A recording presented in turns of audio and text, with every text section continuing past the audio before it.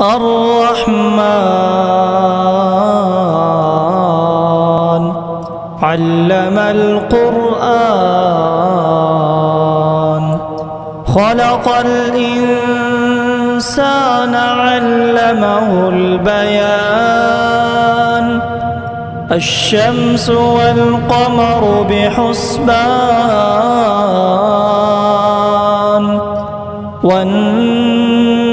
والنجم والشجر يسجدان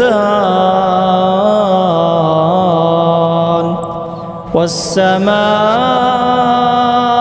رفعها ووضع الميزان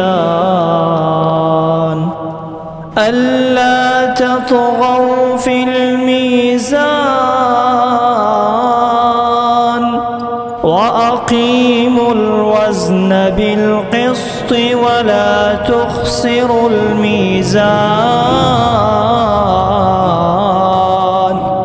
والأرض وضعها للأنام فيها فاكهة والنخل ذات الأكمام والحب ذو العصف والريحان فبأي آلاء ربكما تكذبان